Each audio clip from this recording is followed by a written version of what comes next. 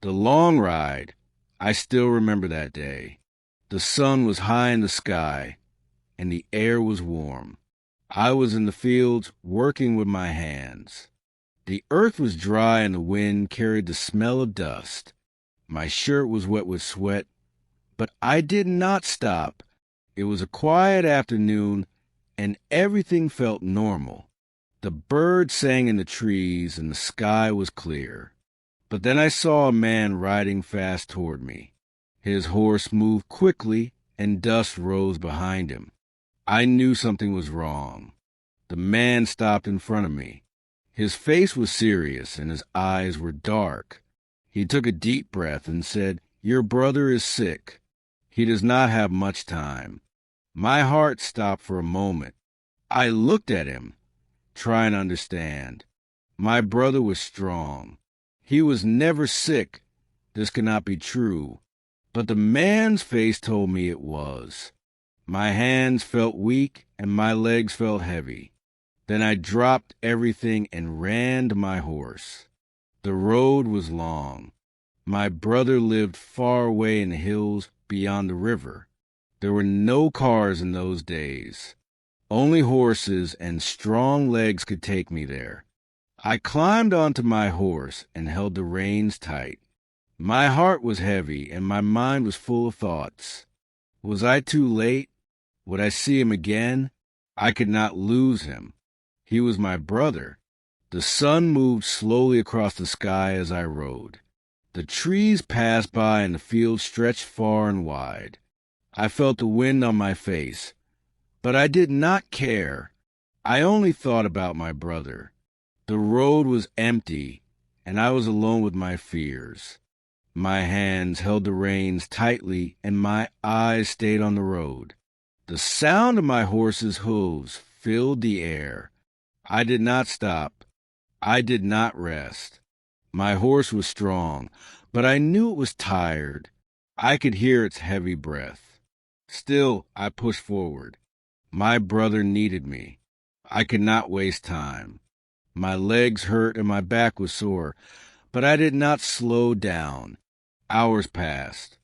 The sky turned orange as the sun moved lower. My hands were sore, my arms were weak, but I saw the hills in the distance.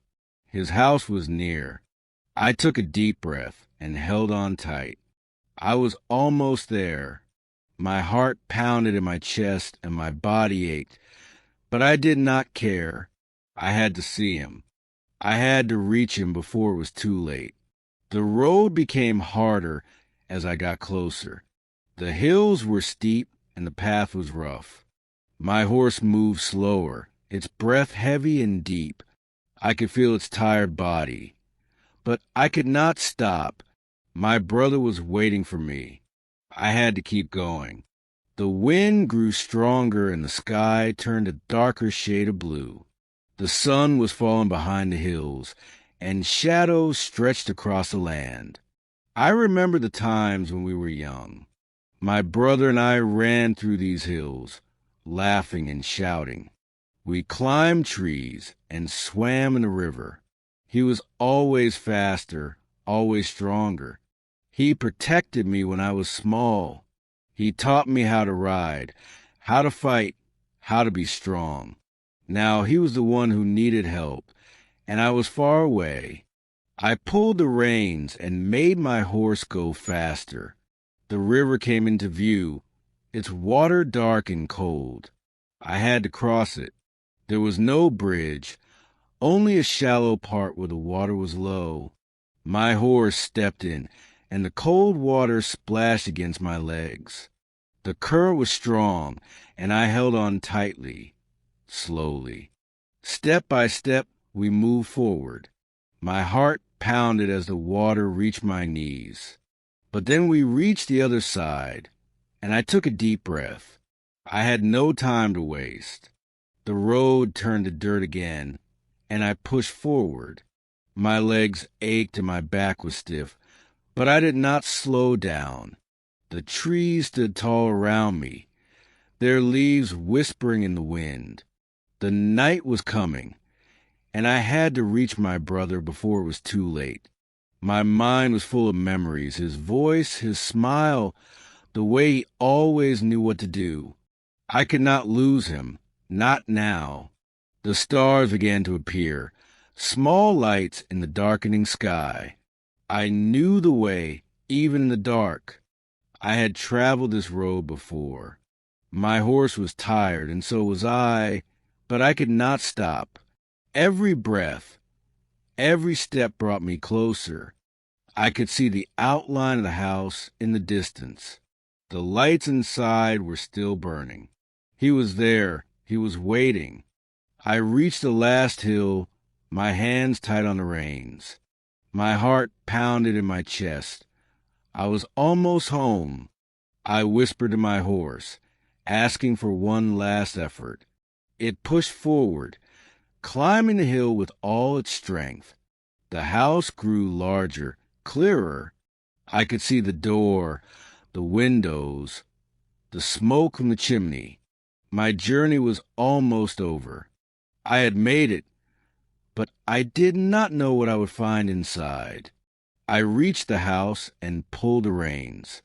My horse stopped, breathing hard. Its body was covered in sweat, and I could feel its exhaustion. I ran my hand over its neck, whispering thanks. Then I climbed down. My legs were weak and my body ached. But I did not stop. I looked at the house. The door was closed, but the windows were glowing with light. I took a deep breath and walked forward. The wooden steps creaked under my boots. I reached the door and placed my hand on it. For a moment, I stood still. My heart was heavy and my chest felt tight. I was afraid of what I would see inside, but I had no choice. I knocked once, then twice. The sound echoed in the quiet night. Then the door opened. My brother's wife stood there. Her face was pale, her eyes red from crying. She did not speak. She only stepped aside and let me in. The room was warm, and the smell of burning wood filled the air. A single lamp burned on the table, casting long shadows on the walls. My eyes moved across the room, searching. Then I saw him. He lay on the bed, his body thin and weak.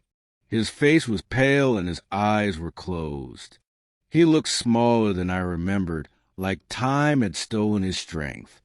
I took a step forward, my boots heavy on the wooden floor. My hands shook as I reached out. Then his eyes opened. For a moment, he looked at me, confused. Then a small smile formed on his lips. His voice was weak, but I heard it. "You came," he whispered. My chest tightened, and I swallowed hard. I nodded, unable to speak. I pulled a chair close and sat beside him. I had ridden all day, but now I did not feel tired. I was here. That was all that mattered. Silence filled the room. The fire crackled in the hearth, and the wind howled outside. I looked at him, at the brother I had known all my life. He was different now, but he was still my brother. I placed my hand on his arm, feeling the warmth of his skin. He was still here. He was still breathing, and that was enough. The night passed slowly. I sat by his side, listening to his breathing. Sometimes he opened his eyes and looked at me. Other times he slept, his body still and quiet. I did not leave. I stayed, watching over him, just as he had watched over me when we were young. Outside, the wind blew and the stars shone in the dark sky. But inside, everything was still. I had made it. I was home. The night was long, but I did not sleep. I sat beside my brother, watching him breathe. His face was calm, but his body was weak. Every few minutes, his eyes opened, and he looked at me. He did not speak much, but his eyes said everything. He was tired. He had fought for a long time. Now he only wanted peace. I stayed silent, afraid to break the quiet.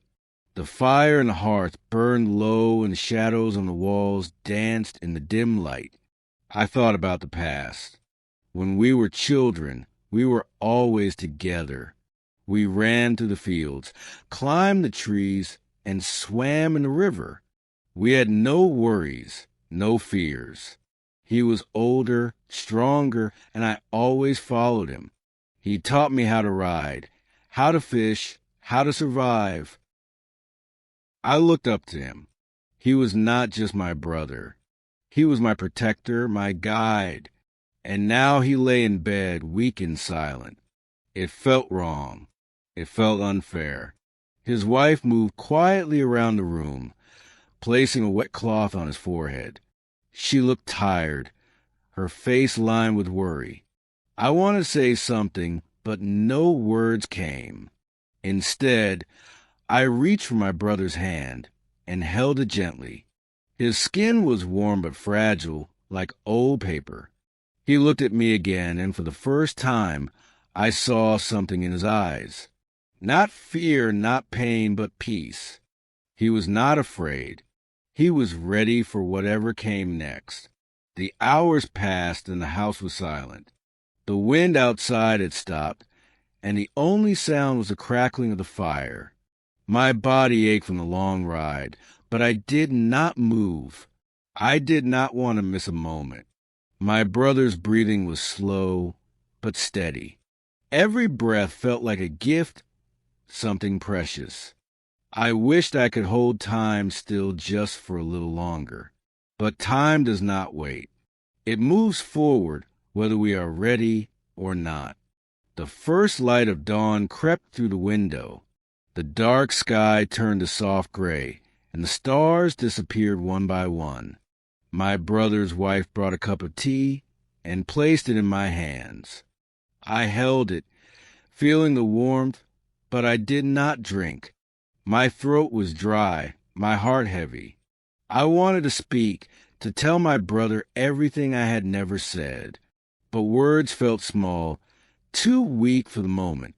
Instead, I just sat there, letting the silence say what I could not. Morning arrived, but I did not feel its warmth. My brother was still here, but I knew things would never be the same. The man I had always known, the man who had taught me everything, was slipping away, and there was nothing I could do but stay by his side. The sun rose higher, painting the sky with gold. A new day had begun, but for me the night had not ended. The morning light filled the room, but my brother did not move. He lay still, his breathing slow and soft. I watched him, afraid to look away. His wife placed a hand on my shoulder. She did not speak, but I understood. She had spent many nights like this, waiting, watching, hoping. I felt the weight of time pressing down on me. I had traveled so far, but now I could do nothing but sit and wait. I stood up and walked a window. Outside, the land stretched far and wide. The hills we once climbed stood tall in the distance. The river we swam in shimmered under the sun. Everything looked the same, yet everything felt different. I closed my eyes, remembering the past. The sound of our laughter, the feel of the wind as we raced our horses, the nights we spent under the stars. It all felt like another life, a world that no longer existed. When I turned back, my brother's eyes were open. He was looking at me, a faint smile on his lips. His voice was weak, almost a whisper, but I heard it. "Do you remember?" he asked. I nodded, unable to speak. I remembered everything, the days of our childhood, the lessons he taught me, the times he carried me home when I was too tired to walk. He was always there, always strong. Now he needed me, and I would not leave him. I sat beside him again, holding his hand. The warmth of his skin was fading, but he was still here. That was all that mattered. His wife brought him water, and he sipped it slowly. Every movement was an effort, but he did not complain. He never did. He had always been the strongest of us. Even now, as his body failed him, his spirit remained unbroken. The hours passed, and the house was quiet. The fire had burned low, and only soft embers remained. My brother closed his eyes again, his breathing steady but weak. I did not move, I did not speak.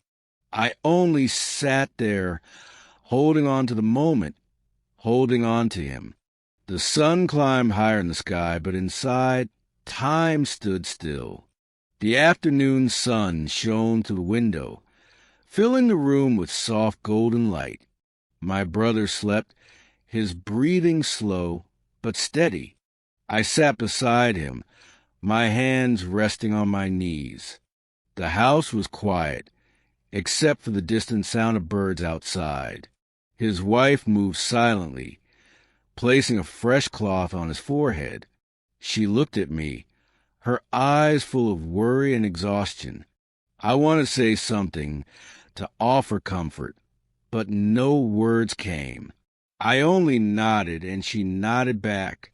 I thought about the journey that brought me here, the long ride, the endless road, the pain in my body. It all felt like a dream now. Only this moment was real. The past and the future did not matter. All that mattered was that I was here, that he was not alone. I had come to see him, to sit beside him, to remember who we were. I had come because he was my brother, and nothing else was more important. His fingers moved slightly, and his eyes opened. He looked at me, his gaze steady but tired. "You should rest," he whispered. His voice was barely audible, but I heard it. I shook my head. "I'm fine," I said. He smiled faintly, the same smile I had seen 1,000 times before. It was small, but it was real. He knew I would not leave. He knew I would stay for as long as he needed me.